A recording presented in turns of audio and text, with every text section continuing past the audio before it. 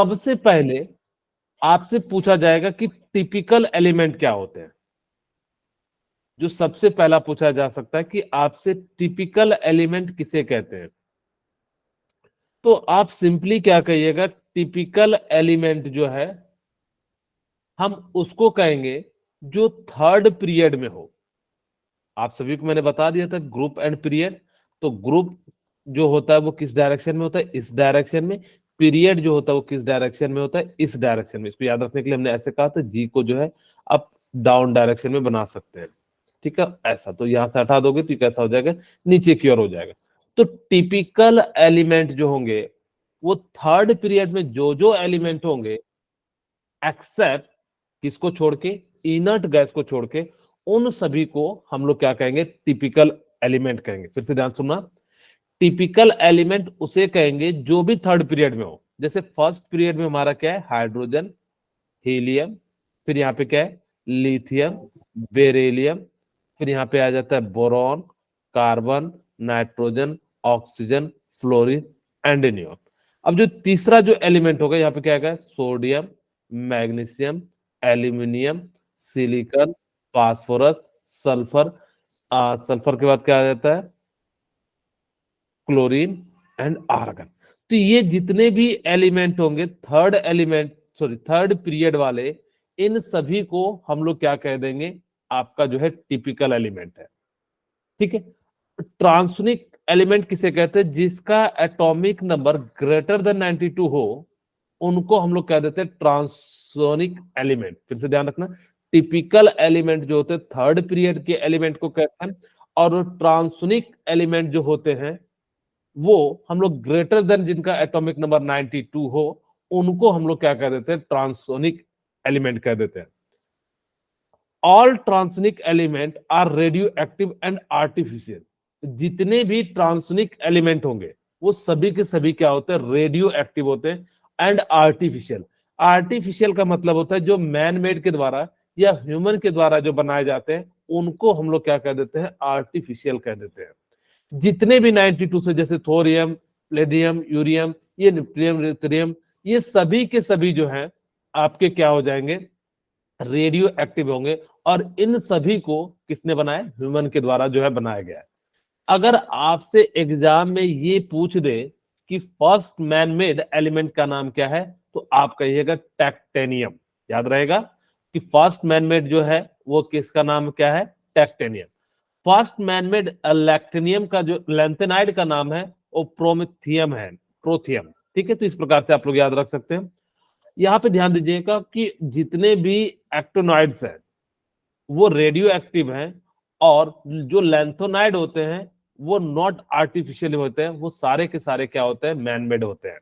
तो यहाँ पे याद रखिएगा कि लैंथेनॉइड जो होते हैं वो कैसे होते हैं, तो man made radio active element होते हैं। याद रहेगा, ठीक है, बोलिए, याद यस। रहेगा कि नहीं।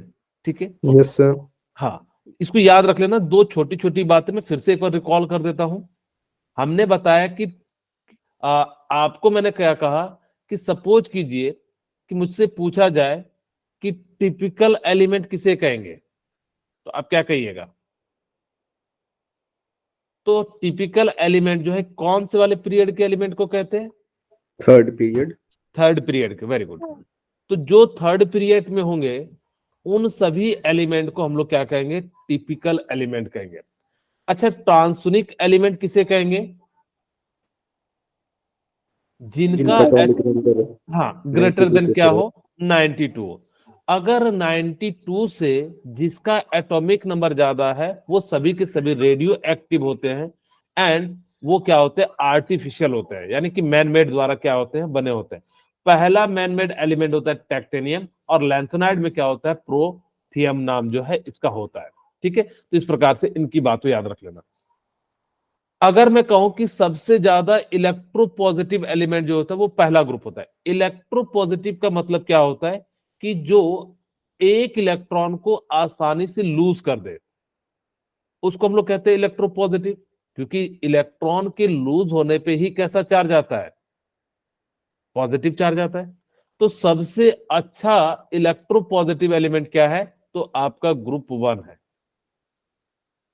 ठीक है, फिर कहता है मोस्ट इलेक्ट्रोनेगेटिव एलिमेंट जो होगा वो 7th वाला ग्रुप होगा, यानी कि फ्लोरीन, क्लोरीन, ब्रोमीन, आयोडीन। ठीक है, और आप लिख सकते हो एस्टेनियम। तो यहाँ पे जो है आपका क्या हो जाएगा, lithium, sodium, potassium, rubidium, caesium. ये सभी के सभी क्या है, मोस्ट इलेक्ट्रो पॉजिटिव एलिमेंट है। ठीक है, मोस्ट इलेक्ट्रो पॉजिटिव एलिमेंट है, क्योंकि ये आसानी से अपने इलेक्ट्रॉन को क्या करेंगे, लूज कर देंगे। और लूज करने पे इस पे चार्ज कैसा आता है, पॉजिटिव आता है, इसीलिए इसको हम लोग कहते हैं इलेक्ट्रो पॉजिटिव। और आसानी से इसको लूज करता है तो इसलिए इसको हम क्या कहते हैं, मोस्ट इलेक्ट्रो पॉजिटिव कह देते हैं। ग्रुप 17 वाले जो होते हैं वो क्या करते हैं, आसानी से इलेक्ट्रॉन को ले लेते हैं, इसलिए उस पर कैसा चार्ज आता है, नेगेटिव, तो उसको इलेक्ट्रोनेगेटिव एलिमेंट कहते हैं। और सॉरी,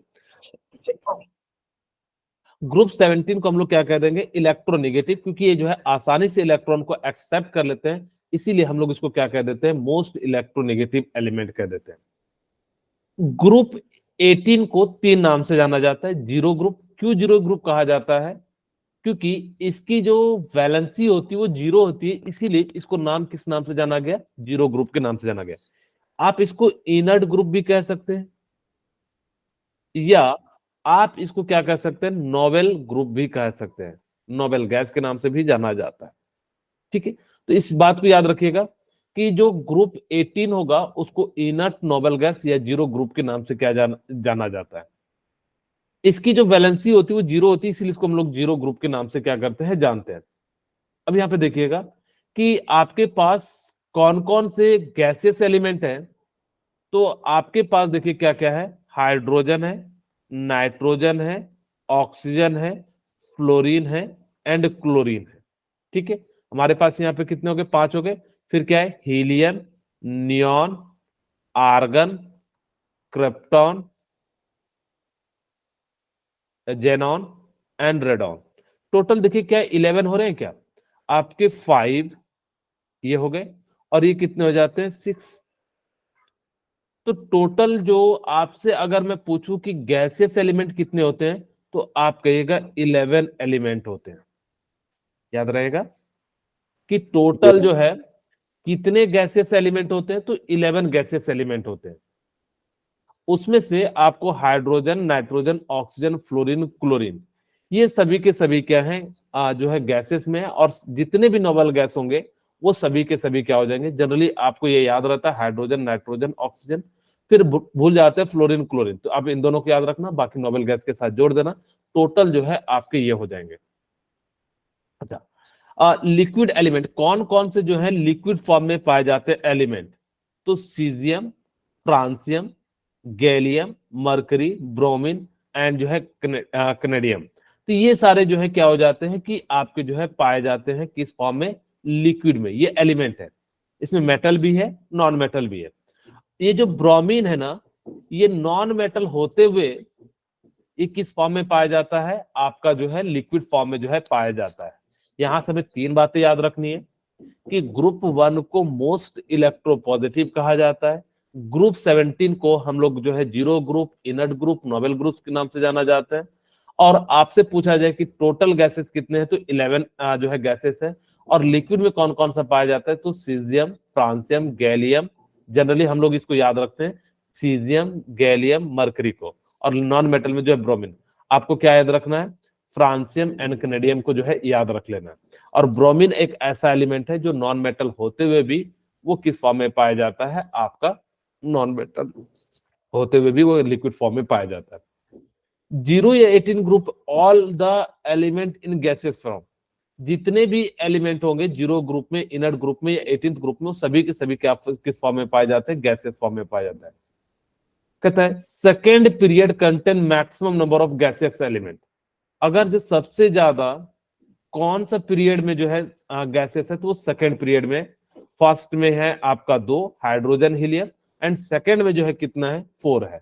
बाकी जो है हमारे पास क्या है, यहाँ पे लिख सकते हो, हाइड्रोजन आपके पास क्या हो जाएगा, fluorine, nitrogen, oxygen and chlorine, ये आपके 5 हो गए। और 6 जो हो जाते हैं वो क्या हो जाते हैं, noble gas, helium, neon, argon, ठीक है, और क्रिप्टॉन और जेनॉन एंड रेडॉन। तो ये सभी के सभी क्या है आपके जो है पाए जाते हैं। सबसे जो बड़ा ग्रुप होता है वो third group called longest group having 33 element. जो थर्ड ग्रुप होगा उनमें जो है क्या हो जाता है कि सबसे ज्यादा लॉन्गेस्ट ग्रुप हो जाता है। इसकी एक छोटी सी टेबल भी है हमारे पास, तो हम लोग वहां पे बात करेंगे। अभी मैंने बताया कि टिपिकल एलिमेंट किसे कहते हैं, जो कौन से पीरियड से बिलोंग करेगा, थर्ड। थर्ड पीरियड से। लेकिन अब उसने ना थोड़ा सा घुमा के दे दिया, वो कह रहे हैं सिक्स्थ टिपिकल एलिमेंट। आपसे नहीं पूछा कि वो टिपिकल, क्योंकि थर्ड ग्रुप में ये भी है, ये भी है और ये भी है, ठीक है। तो आपसे उसने नहीं पूछा कि वो कौन सा है। तो हम लोग देखते हैं हमारे पास जो पहला जो थर्ड ग्रुप का होगा वो क्या हो जाएगा, सोडियम। फिर क्या हो जाएगा, 11 sodium, 12 magnesium, aluminium, silicon, phosphorus and sulphur. 1 2 3 4 5 6। तो कौन सा आंसर हो जाएगा इसका, थर्ड। थर्ड। क्या समझ में आ गया इस टाइप का क्वेश्चन कैसे करते हैं? Yes Yes, sir. sir. Yes, sir. Okay. अब वो पूछ रहा है which of the following statement is wrong, कौन सा स्टेटमेंट जो है गलत है। तो आप सभी को बताना है कि all actinide are synthetic man made element. आपसे रॉन्ग पूछा है, जबकि मैंने क्या कहा था कि जो लैंथेनाइड होते हैं वो आपके, एक बार फिर से वापस चेक कर लेते हैं। हमारे पास यहां पे देखिए कि जितने भी actinide, all lanthanide are not artificial, यानी कि जो लैंथेनाइड होते हैं वो आर्टिफिशियल नहीं होते हैं, ठीक है। तो यहाँ पे आपसे एक्टिनाइड पूछा है, तो एक्टिनाइड क्या होते हैं आपके जो है मैन मेड होते हैं, ठीक है। इन लैंथेनाइड लास्ट इलेक्ट्रॉन इंटर इन 4s ऑर्बिटल। तो जितने भी लैंथेनाइड है आपको मैंने ग्रुप निकालने के लिए बताया था, जो है 5890। आप याद रखिएगा, इसमें हम लोग को कितना ऐड कर देना है, 13। तो 71, यानी कि 58 से जो है कितना हो जाएगा 71, जो है इसको हम लोग लैंथेनाइड कह देते हैं। 90 में 13 ऐड कर देंगे तो 103, इसको हम लोग क्या कह देते हैं, एक्टिनाइड। लैंथेनाइड जो होते हैं वो आर्टिफिशियल होते हैं और ये क्या होते हैं, मैन मेड होते हैं। अब यहाँ पे देख लेते हैं कि हमारे पास जो 58 से ऊपर होगा वो सभी के सभी क्या हो जाएंगे, जो है आपका यहाँ पे जो है लाई करेगा। तो ये वाला जो ग्रुप होता है वो कौन सा हो जाता है, 6, और ये कौन सा हो जाता है, पीरियड 7th हो जाता है। Lanthanum is D block element. नहीं, बिल्कुल गलत बात है। लैंथेनम जो है डी ब्लॉक नहीं होता, वो कौन सा होता है, एफ ब्लॉक होता है। तो इसका राइट आंसर क्या हो जाएगा, 4 हो जाएगा। अब वो कहते हैं which of the following statement is wrong, कौन सा स्टेटमेंट जो है वो क्या है, रॉन्ग है। The group containing most electropositive element group 1, बिल्कुल सही है। First metal element in the periodic table is lithium, क्या ये सही है, लिथियम आपका जो है फर्स्ट मेटल होता है, क्योंकि हाइड्रोजन क्या है आपका जो है गैस है, हीलियम गैस है, और मेटल में लिथियम आता है, और ये क्या है आपका पहला पीरियोडिक टेबल का जो है क्या है, मेटल है। तो ये भी सही है। All type of element are present in 6 period, कहता है कि जो इसमें जो 6 पीरियड होते हैं उसमें सभी टाइप के पाए जाते हैं, जितने भी है उनमें जो है सभी टाइप के जो है क्या पाए जाते हैं, एलिमेंट पाए जाते हैं। तो ये भी सही है। आयोडीन जो है वो किस फॉर्म में पाया जाता है, सॉलिड फॉर्म में पाया जाता है। आप लोगों ने अपने घर में खाया होगा आयोडीन नमक, जो है देश जो ग्वाइटर के रूप में यूज किया जाता है, तो वहां पे वो किस फॉर्म में होता है, सॉलिड फॉर्म में होता है, ठीक है। चलिए, अच्छा यहाँ पे आप लोग अपनी कॉपी थोड़ा सा खोल लेंगे, मैं कुछ बातें बता देता हूँ, आप लोग अपनी अपनी कॉपी में लिख लीजिएगा। आप लोग ओपन कर लीजिए, मैं लिखूंगा तो मेरे पास ज्यादा समय लग जाएगा, मैं बता दूंगा तो चीजें काम बन जाएंगी। ओपन कर लिए सबने? Yes, sir. अच्छा। First, Yes. इसको याद रखने का तरीका है, आप लोग अगर जब अपने तरीके से याद रखे हैं तो कोई दिक्कत नहीं है। हे लीना करे रब से फरियाद, क्या लिखिएगा, हे ली ना, यहाँ पे ली ना करे रब से फरियाद, ठीक है। ओके, ये जो अगर सेकेंड ग्रुप जो होगा उसका नाम क्या हो जाएगा, बेटा मांगे कार स्कूटर बाप राजी। यहाँ पे आप ऐसा लिख सकते हैं, बेटा मांगे, कार, स्कूटर, बाप राजी। ठीक है, ओके। यहां पे देखिए, बाल गंगाधर, बाल, बाल में जो है बी ए से ब्रॉन हो जाता है, ब्रॉन, बाल गंगाधर धर, इंडियन तिलक। ठीक है, आप लोग अपनी कॉपी में भी लिखते चले आना। इसके लिए कौन सा, किन्हीं को याद है, क्या कहते हैं, कौन सी गीत सुनाओ प्रभु। ठीक है, इसको हम लोग क्या कहते हैं, आप लोगों को किन्हीं को पता है, ग्रुप 15 को याद रखने का तरीका, नाना पाटेकर, ऐश्वर्या,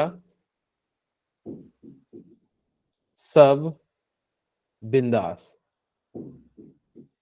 ठीक है, इसको कैसे याद रखते हैं, ओ स्टाइल से टीपो। ठीक है, ओ स्टाइल से टीपो, इसके लिए क्या याद रखेंगे, फिर कल बाहर आई आंटी, फिर कल बाहर आई आंटी। ठीक है, इसके लिए क्या याद रखिएगा, हे निहार, ये निहार में ए आर भी आ जाएगा, करो जेरोक्स रंगीन। ठीक है, अच्छा यहां पे देखिए, इस वाले ग्रुप को कैसे याद रखेंगे, साइंस टीचर वेरी क्रूएल, मांगे फीस कोई नहीं क्यों जानता। ठीक है, फिर इसके लिए क्या याद रखना, यारी जरा निभा, सॉरी, यारी जरा निभा, मौत तक रुकावटें, राह पड़े आग में कूदना। ठीक है, तो जनरली आपका जो है यहां तक जो है काम बन जाएगा। ला हफ्ता वरना रे ओसामा इधर पिटेगा, और जो है हाय जो है आपका जो हो जाता है, तो यहाँ पे इस प्रकार से याद रख सकते हो, ला हफ्ता वरना रे ओसामा इधर पिटेगा, और जो है गोल्ड मिलेगा। ठीक है, तो इस प्रकार से आप इसको याद रख सकते हैं। तो यहाँ पे इतने तारीख जो है आप लोग इसको जो है याद रख लीजिएगा, आपका जो है मेनली काम बन जाएगा। ठीक है, ओके। अब ये बेसिकली था। अब यहाँ पे देखिए कि कौन से ग्रुप सबसे जो शॉर्टेस्ट ग्रुप होता है वो आपका पहला ग्रुप होता है, फिर सेकेंड एंड थर्ड जो होता है वो क्या हो जाता है, आपका शॉर्ट ग्रुप हो जाता है, फोर्थ ग्रुप जो होता है लॉन्ग ग्रुप होता है, 4th and 5, एंड जो सबसे ज्यादा लॉन्गेस्ट होता है वो 6 and 7 होता है, क्योंकि इसके अंदर एलिमेंट भी ज्यादा होते हैं, 55 से 86, यानी कि करीब करीब जो 32 एलिमेंट होते हैं। तो इस प्रकार से इसको याद रखिएगा, अगर जगह आपसे कोई पूछे, आप वैसे भी याद रख सकते हैं कि 2 शॉर्ट होंगे 2 लॉन्ग होंगे, क्योंकि यहाँ पे 8 8 जोड़ते हैं, यहाँ 18 18 जोड़ते हैं, और यहाँ पे 32 32, इसी को हम लोग मैजिक नंबर भी कहते हैं, पीरियोडिक टेबल का जो है ये मैजिक नंबर है। अब हम बात करते हैं आइपिक नोमेनक्लेचर की। अब आपको मान लो कि कोई ऐसा एलिमेंट आ जाए जैसे 130 147 जो अभी डिस्कवर नहीं हुआ है, लेकिन आपको उनका नाम लिखना है, तो कैसे लिखेंगे, तो 0 के लिए हम लोग क्या लिखते हैं, नील, और 1 के लिए क्या लिखते हैं, अन, 2 के लिए क्या लिखते हैं, बाई, बाय, 3 के लिए क्या लिखते हैं, ट्राई, ट्राई, गुड, और 4 के लिए हम लोग क्या लिखते हैं, क्विड, क्वाड, और क्वेड, 5 के लिए क्या लिखते हैं, पेन, पेन, 6 के लिए क्या लिखते हैं, हेक्स, हेक्स, 7 के लिए क्या लिखते हैं, सेप्ट, हाँ सेप्ट होता है, सॉरी हेप्ट नहीं होता है, हेप्ट नोमेनक्लेचर में होता है सेप्ट, और 8 के लिए क्या होता है, और 9 के लिए क्या होता है, एनन। इन, ठीक है, ई डबल एन, तो ये जो है एनन कह देते हैं। ओके, अब यहाँ पे ये जो है हम लोग क्या करेंगे, इनका यूज करके किसी भी एलिमेंट का नाम लिख सकते हैं। जैसे हमें क्या करना है कि जो भी एलिमेंट है, जैसे सपोज करो मैं आपसे कहूं कि 1 2 1 है, तो हम सबसे पहले क्या लिखेंगे, 1 के लिए क्या हो जाएगा अन, फिर 2 के लिए क्या हो जाएगा बाई, और 1 के लिए फिर क्या हो जाएगा अन, और लास्ट में हमें क्या करना है IUM ऐड करना है। इसका नाम क्या हो जाएगा अन बाई अन EM। इसका जो सिंबल होगा ना, जो भी पहला लेटर है, जैसे कि फर्स्ट का पहला लेटर U है तो U हो जाएगा, सेकंड का इसका जो है B है तो B हो जाएगा, और इसका क्या हो जाएगा U, यानी कि क्या हो जाएगा UBU। इसका जो है, इसका ये जो है आपका नॉमेनक्लेचर हो जाएगा। मैं आपसे कहूं कि मुझे बताइए कि 178 का क्या नाम होगा, बोलिए क्या होगा इसका नाम। Unseptoctium. वेरी गुड, क्या नाम हो जाएगा 1 सेप्ट ऑक्टियम। यहाँ पे है अन होगा। सर 1 होगा कि अन? सॉरी अन होगा, तो यहाँ पे 1 है, 1 के लिए जो है अन लेते हैं तो अन सेप्ट ऑक्टियम हो जाएगा। ठीक है, तो यहाँ पे लास्ट में IM जोड़ देंगे, इसका सिंबल क्या हो जाएगा USO हो जाएगा। अगर जब मैं इसी तरीके से पूछूं, आपके सामने 247 आ जाए एलिमेंट, तो क्या नाम लिखिएगा Biquad septium. Bicoad septium. By quad, और इसका नाम क्या हो जाएगा सेप्टियम। Septium. ठीक है, तो इस प्रकार से नाम है। अगर मैं आपसे पूछूं कि 197 का नाम, 198 का नाम क्या हो जाएगा, तो क्या नाम हो जाएगा बताइए। Unenoctium. 1 के लिए अन, 9 के लिए एनन, तो एनन, और 8 के लिए ऑक्टियम, तो हम इस प्रकार से क्या लिख सकते हैं अन एनन ऑक्टियम। ठीक है, तो इस प्रकार से अगर कोई भी एलिमेंट का नाम आए तो आप क्या कर सकते हैं, लिख सकते हैं। ठीक है, अच्छा फिर से वापस से चलते हैं, एक दो और प्रैक्टिस करा देता हूं। मान लीजिए मेरे पास यहां पे दिया हुआ है 127, तो इसका नाम क्या हो जाएगा, कोई बताना चाहेंगे। Unbiseptium. Unbiseptium. ओके, क्या नाम हो जाएगा अन बाई सेप्टियम। बस आपको एक जो है यहां से क्या रखना है, याद रखना है। अगर मैं कहूं कि मेरे पास 139 है, तो इसका क्या हो जाएगा, Untrianium. हाँ अन ट्राई, और 9 के लिए एनन होता है, तो एननियम जो है इस प्रकार से इसका नाम है।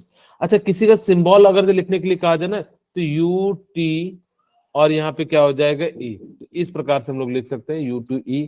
पहला जो होता है कैपिटल होता है, बाकी जो हम स्मॉल में लिखते हैं, तो यहाँ पे क्या हो जाएगा UTE। तो इस प्रकार से हम लोग क्या करेंगे, नाम लिख देंगे। अब मेरे ख्याल से कभी भी नॉमेनक्लेचर में आपको कोई दिक्कत नहीं आएगी। अगर जो किसी भी एलिमेंट का नाम लिखना हो तो आप क्या कर सकते हैं, इस प्रकार से लिख सकते हैं। ठीक है, क्लियर है। Yes, yes sir. सर। अब हम बात Yes. करते हैं मेन टॉपिक। यहां से आपको कई बार क्वेश्चन देखने के लिए मिलेंगे। हम सबसे पहले समझते हैं कि एटॉमिक रेडियस क्या होता है। अगर मैं समझाऊं एटॉमिक रेडियस, अब देखिए इसका एटॉमिक रेडियस ना किसी भी एटम का निकालना इम्पॉसिबल होता है। ठीक है, अब मैं आपसे कहूं कि आप लोगों के पास जो कॉपी है, उस कॉपी की एक थिकनेस बताइए, क्या बता पाएंगे। काफी मुश्किल होगा, Yes, sir. लेकिन आप Yes. इसका, आपको अगर जब मैं कहूं कि इसका थिकनेस बहुत ही आसानी तरीके से बता सकते हैं कैसे, तो आप क्या कीजिएगा कि जो कॉपी है उनकी पूरी थिकनेस को मेजर कर लीजिएगा स्केल में। सपोज कीजिए हमने मेजर कर लिया और इसका जो आया 6 सेंटीमीटर, ऐसे समझाने के लिए। अब यहाँ पे 100 पेज है, तो 6 सेंटीमीटर को हमने 100 से डिवाइड कर दिया, तो आपका कितना आ गया 0.06 सेंटीमीटर। तो उसी तरीके से एक एटम का रेडियस को निकालना जो है वो काफी ज्यादा क्या है, डिफिकल्ट है। अगर काफी ज्यादा डिफिकल्ट है, तो जिस कारण से हम लोग क्या करते हैं कि यहां से हम लोग क्या करते हैं, कंबाइन कराते हैं, और कंबाइन के फॉर्म में हम लोग क्या कर लेते हैं, इनका जो है रेडियस निकाल लेते हैं। यही बातें जो है इन्होंने लिखी है यहाँ पे। The average distance of valence shell electron from the nucleus is called atomic radius. जो वैलेंस सेल होगा डिस्टेंस, इसका मतलब क्या है कि मान लीजिए कि जो आउटर मोस्ट सेल में होगा, वहां से यहां की दूरी को, इसी को हम लोग क्या कह देंगे, रेडियस कह देंगे। लेकिन एक एलिमेंट का निकालते नहीं है, तो हम लोग किसका निकालते हैं, एवरेज करके निकालते हैं, called atomic. It is very difficult to measure the atomic radius because the isolation of single atom is very difficult. क्योंकि एक तो सबसे पहली बात कि सिंगल एटम को रखना अलग अलग, वो भी बहुत बड़ी दिक्कत है। दूसरी बात कि इनकी ना बाउंड्री फिक्स नहीं है, ऐसा नहीं कि हाँ भाई यहीं पे जो है इलेक्ट्रॉन जो होगा, ये प्रोबेबिलिटी बताता है कि वहां वहां पे इलेक्ट्रॉन पाया जाएगा, इसीलिए इनकी जो है हम लोग रेडियस निकालना जो है काफी ज्यादा होता है। हम इसीलिए इसको क्या करते हैं, कंबाइन फॉर्म में क्या करते हैं, इसका जो है रेडियस निकालते हैं। half the internuclear distance between two atom is homoatomic molecules is known as atomic radius. अब homoatomic का मतलब क्या है, जैसे यहाँ पे हमने हाइड्रोजन हाइड्रोजन ले लिया, होमो का मतलब होता है सेम। अगर ये सेम होंगे तो इनका जो रेडियस होगा वो यहां से यहां की दूरी को अगर आप क्या कर दो, हाफ कर दो, तो रेडियस ऑफ, मैं अगर एच एच लिखूं तो आप क्या कह सकते हो, डायमीटर ऑफ ए या एच एच डिवाइडेड बाय क्या हो जाएगा, 2। ठीक है, तो इस प्रकार से हम लोग क्या कर सकते हैं, वही कहता है होमो एटॉमिक का अगर जो निकालना है तो आप सिंपली क्या कर सकते हैं, डिवाइड कर सकते हैं, यानी कि जो है 2 से।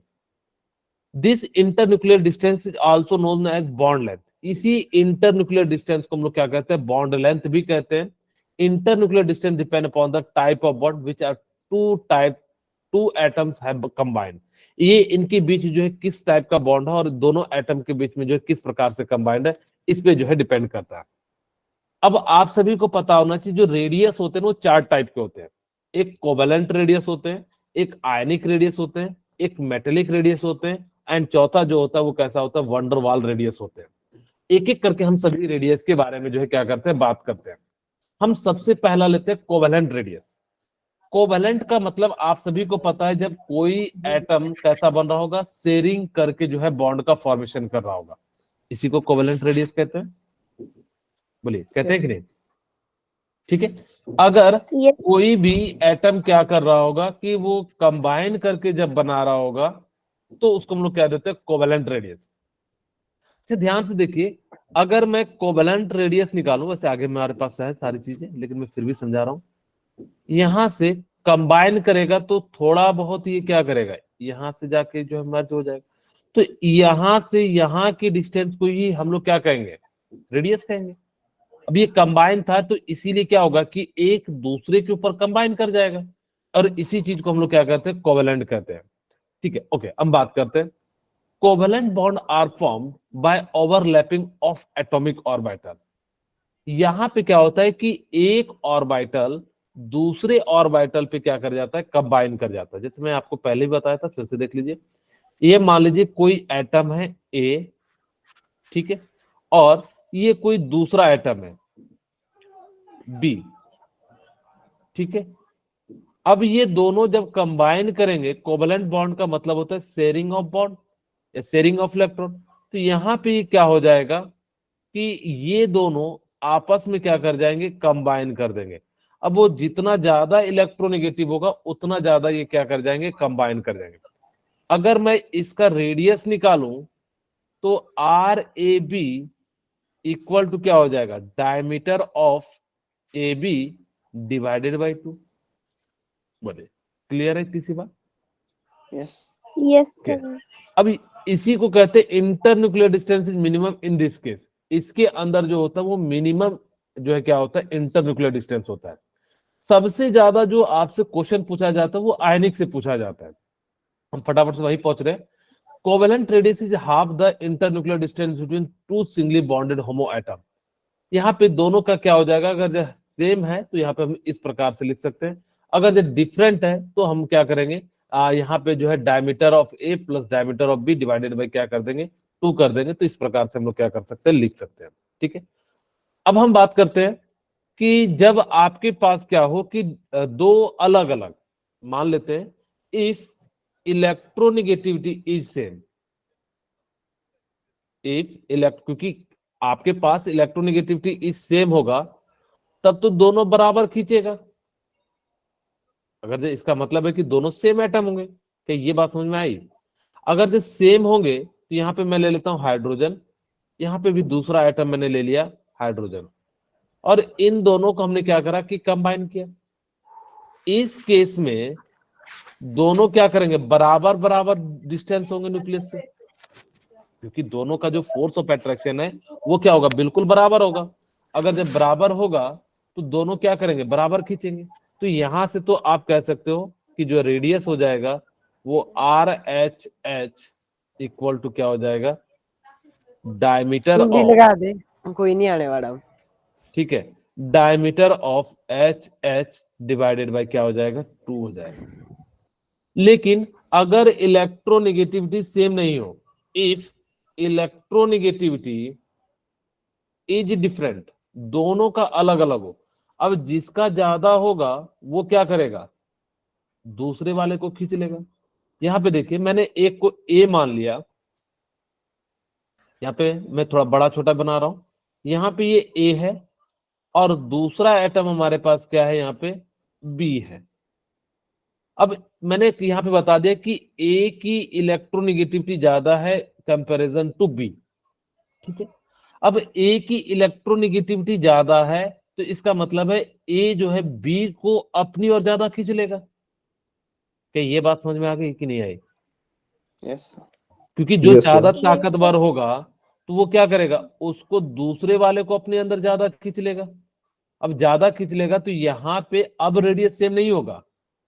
अब क्या हो जाएगा, अगर मैं रेडियस की बात करूं आर ए बी, तो यहाँ पे क्या हो जाएगा, आर ए का रेडियस प्लस आर बी का radius minus 0.9 and electronegativity of A, और यहाँ पे हमारे पास कितना हो जाएगा, minus electronegativity of B.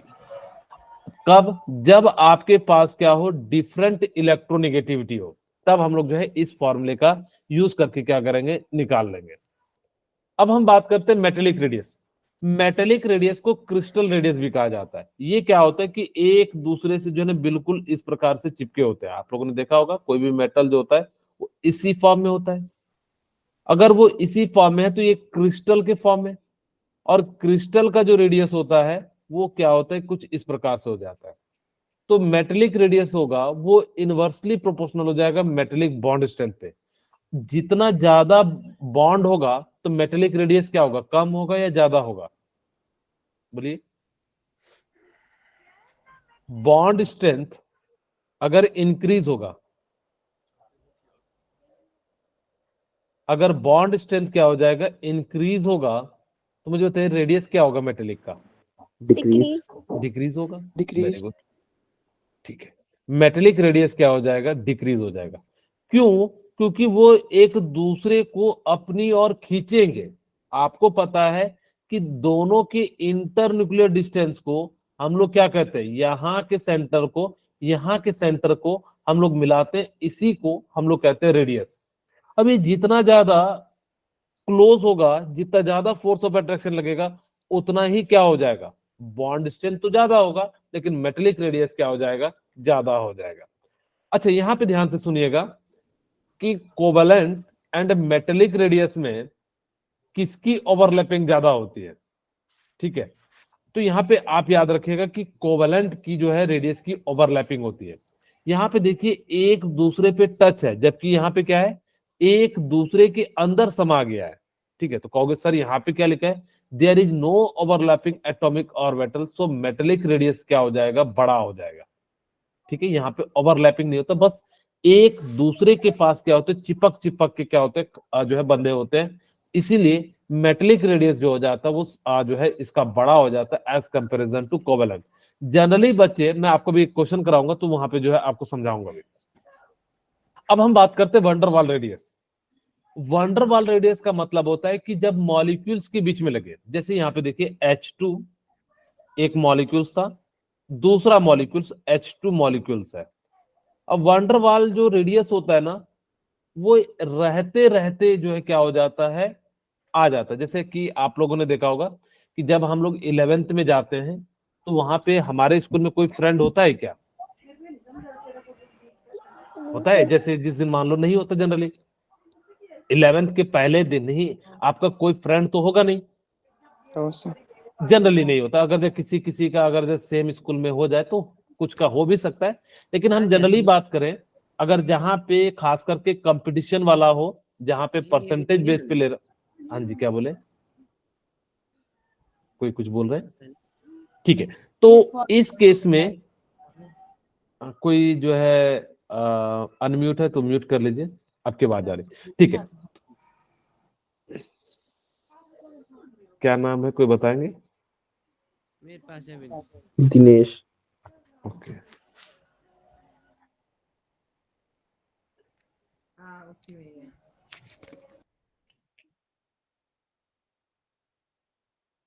Thank you Dinesh. Okay, अब हमारे पास यहाँ पे क्या हो जाएगा कि जब हम लोग के रहते रहते इनके बीच में क्या आ जाता है, फोर्स ऑफ अट्रैक्शन आ जाता है। वंडरवाल जो फोर्स होता है वो सबसे कमजोर फोर्स होता है। तो जिस कारण से यहाँ पे ये बस एक मॉलिक्यूल्स के रहने के कारण जो है बस एक छोटा सा अट्रैक्शन आ जाता है। जैसे हमारे क्लास में अगर जो किसी बच्चे को कोई प्रॉब्लम होता है तो हम कहते हैं कि इसको ये प्रॉब्लम हो गया, एक सद्भावना देते हैं। तो उसी तरीके से यहाँ पे भी जो है क्या हो जाता है, फोर्स हो जाता है। और ये फोर्स जो होता है बहुत ही कमजोर होता है।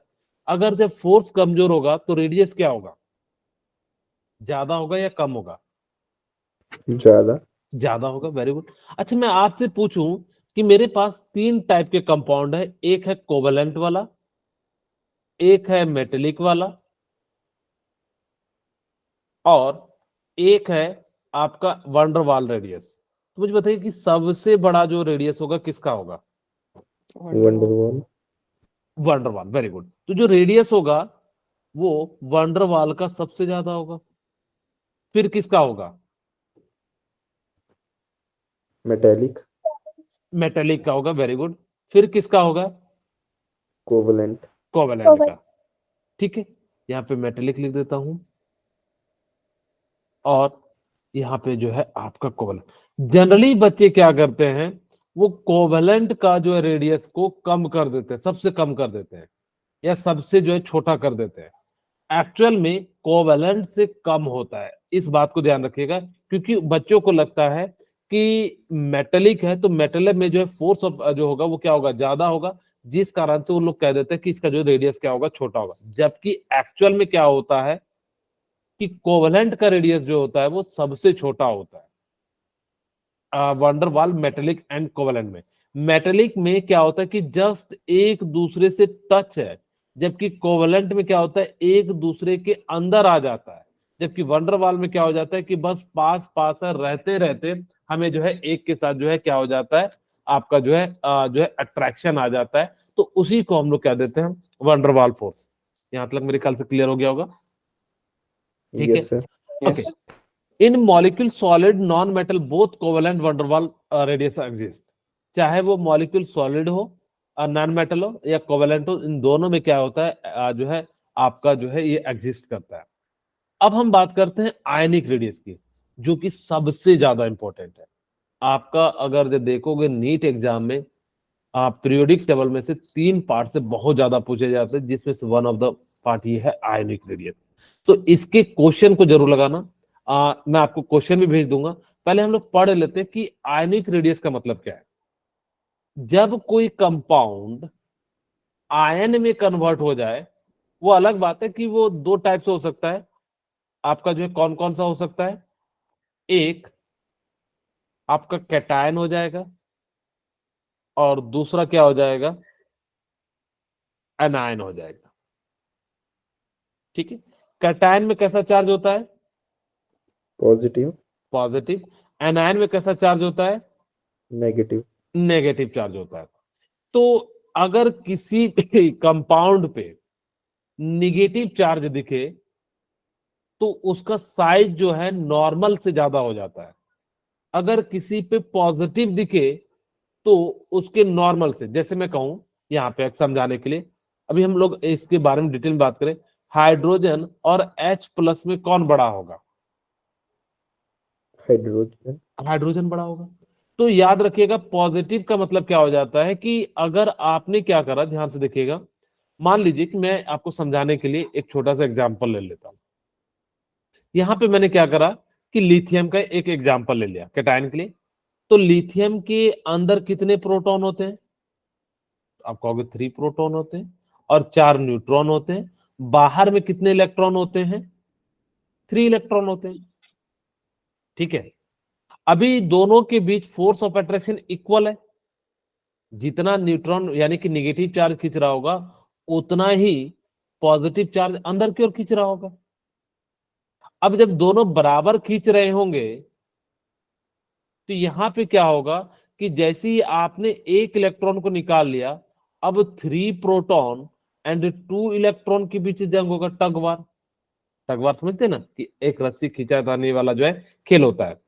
तो अब मुझे बताइए कि प्रोटॉन जो है वो ज्यादा पावरफुल हो जाएगा, यानी कि इफेक्टिव न्यूक्लियर चार्ज बढ़ गया। जब ये बढ़ जाएगा तो इसके इलेक्ट्रॉन को क्या करेगा? अपनी ओर खींचेगा। और जब ये खींचेगा तो जिस कारण से क्या हो जाएगा, आपका न्यूक्लियस का साइज क्या हो जाता है? छोटा हो जाता है। ये किसके लिए? कैटायन के लिए। लेकिन अगर मैं कहूं कि मेरे पास एनायन है, एनायन में क्या होगा? जैसे सपोज कीजिए कि मेरे पास क्या है, आपका ऑक्सीजन है। तो ऑक्सीजन के अंदर कितने प्रोटॉन होते हैं? 6 प्रोटॉन होते हैं, सॉरी 8 प्रोटॉन होते हैं। ठीक है, 8 प्रोटॉन होते हैं, 8 न्यूट्रॉन होते हैं। ठीक है, और यहां पे आपका कितना इलेक्ट्रॉन? अच्छा, मैंने सेल बाय सेल नहीं बनाया, तो आप समझ जाना 8 इलेक्ट्रॉन है। इनिशियली 8 प्रोटॉन का फोर्स जो है 8 इलेक्ट्रॉन के बीच लग रहा था, दोनों बराबर था। ठीक है, लेकिन अब क्या हुआ कि आपने एक इलेक्ट्रॉन को दे दिया, तो 8 प्रोटॉन एंड 9 इलेक्ट्रॉन हो गया। अब यहां पे इलेक्ट्रॉन का फोर्स ऑफ अट्रैक्शन बढ़ जाएगा, तो बढ़ जाएगा तो जिस कारण से क्या हो जाएगा, थोड़ा सा बाहर की ओर इलेक्ट्रॉन खींच लेगा। इस कारण से इसका रेडियस क्या हो जाता है? बढ़ जाता है। तो यहाँ पे H, अगर मैं माइनस और यहाँ पे सॉरी पहले मैं लिख देता हूँ H एंड H माइनस में बात करेंगे, तो रेडियस किसका बड़ा हो जाएगा? H minus. क्यों बड़ा होता है कैटायन, क्यों बड़ा होता है एनायन, ये समझ में आ गया ना? Yes, sir. ओके, किन्हीं को कोई डाउट हो तो अभी पूछ लीजिएगा। ओके, अब हम बात करते हैं कैटायनिक की। यही बात इन्होंने लिखा हुआ है कि cation radius always smaller than the atomic radius of its parent atom. ऐसा इसलिए होता है क्योंकि यहाँ पे जेड इफेक्टिव यानी कि न्यूक्लियस के अंदर का फोर्स ऑफ अट्रैक्शन जो है इंक्रीज हो जाता है। इस कारण से उसका साइज क्या हो जाता है? डिक्रीज हो जाता है। ठीक है, ओके। सिमिलरली यहाँ पे देखिए, आपके सामने 3 क्वेश्चन है कि Fe+2 Fe+3, तो इसमें सबसे ज्यादा क्या हो जाएगा? आप कहोगे कि भाई नॉर्मल है, पॉजिटिव होगा, तो जितना छोटा पॉजिटिव चार्ज होगा उतना बड़ा जो है रेडियस का साइज हो जाएगा। यहाँ पे +2 +4 है, तो यहाँ पे क्या हो जाएगा? इस प्रकार से हम लोग क्या कर सकते हैं? लिख सकते हैं। अब हम बात करते हैं एनायनिक में। तो एनायनिक में क्या होता है कि निगेटिव चार्ज आ जाता है, जिस कारण से आपका इफेक्टिव यानी कि न्यूक्लियस का जो इफेक्टिव न्यूक्लियर चार्ज होगा वो क्या कर जाता है? डिक्रीज कर जाता है। और जिस कारण से यहाँ पे एक स्क्रीनिंग इफेक्ट आता है। किन्हीं को पता है स्क्रीनिंग इफेक्ट क्या होता है? मैं यहाँ पे समझा देता हूँ, किन्हीं को नहीं पता तो। सपोज कीजिए कि ये जो है आपका क्या है? न्यूक्लियस है। ठीक है,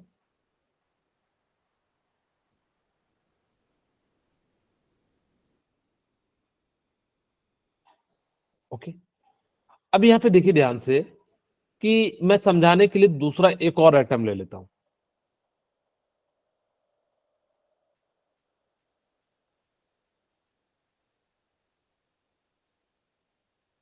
ठीक है, अब यहाँ पे इलेक्ट्रॉन में ले लेता हूं, यहाँ भी इलेक्ट्रॉन, यहाँ भी इलेक्ट्रॉन।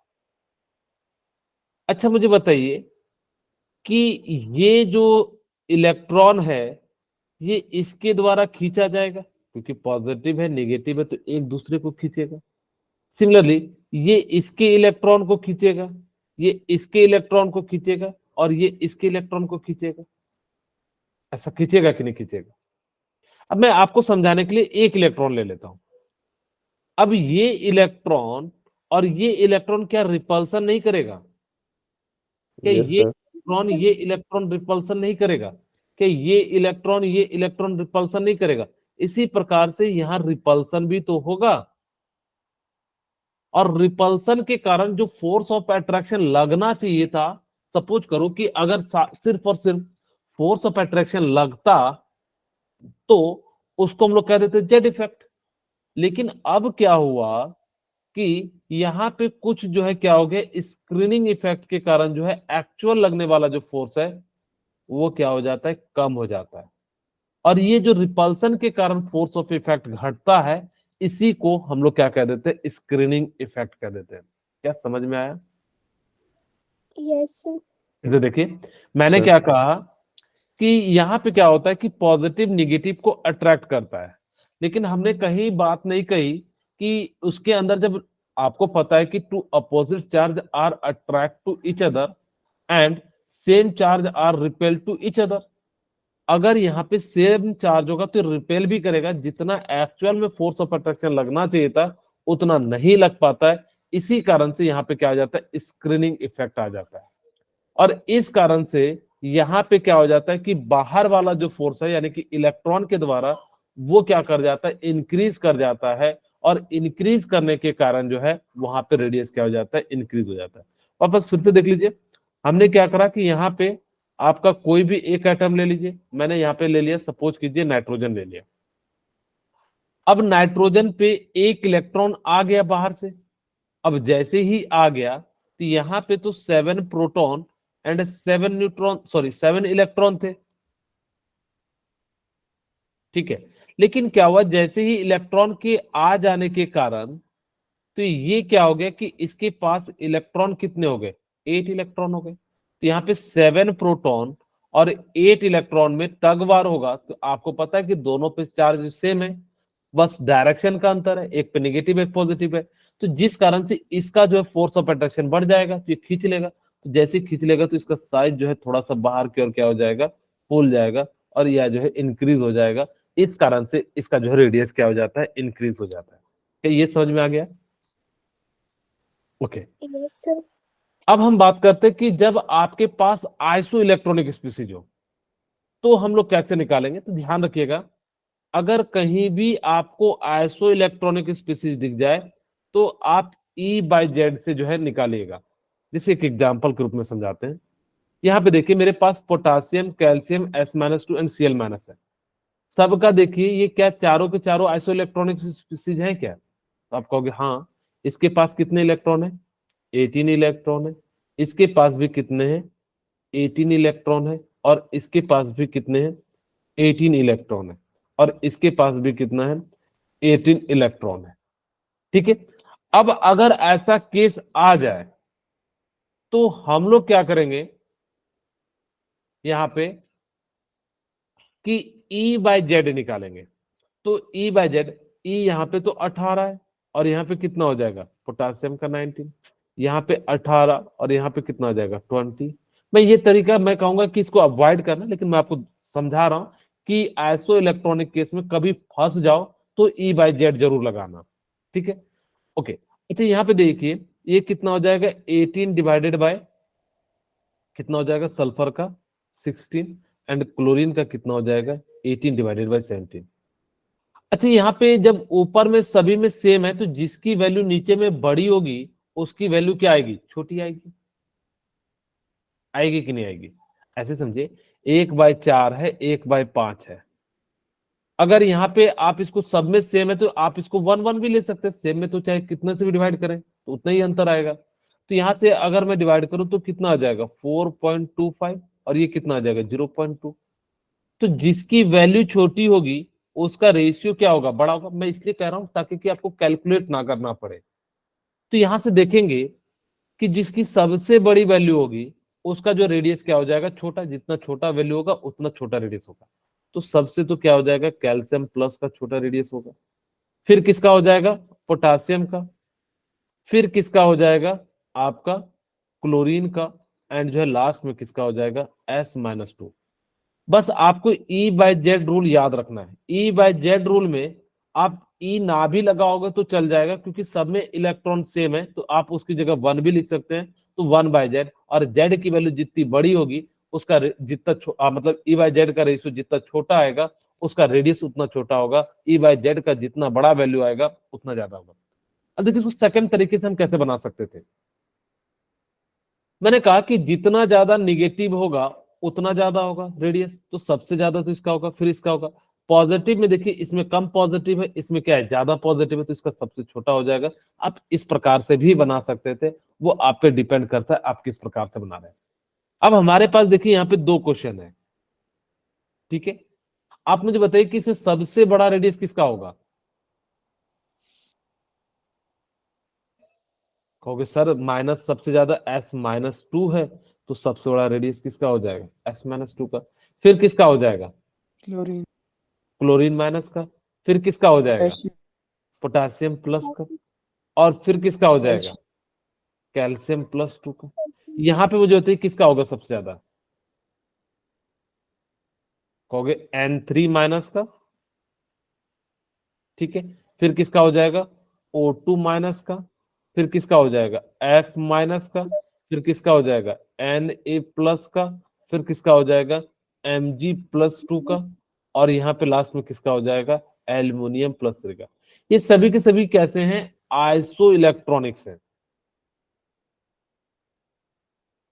ठीक है। ये कैसे हैं? आइसो इलेक्ट्रॉनिक स्पीसीज हैं। तो इसलिए आप चाहो तो E/Z भी निकाल सकते हो, लेकिन याद रखना कि आपको इस रूल को कभी जरूरत पड़े तो यूज कर सकते हो। कई सारे क्वेश्चन होते हैं वहां पे हम नेगेटिव को देख के पॉजिटिव को देख के नहीं बता पाते हैं, तब आपको उस केस में E/Z रूल का यूज करना पड़ेगा, ठीक है। बोलिए क्लियर है? अच्छा, इसके बाद जो हमारे पास बहुत सारी चीजें बच गई हैं, जो है नेक्स्ट क्लास में इसको जो हम लोग कवर करेंगे।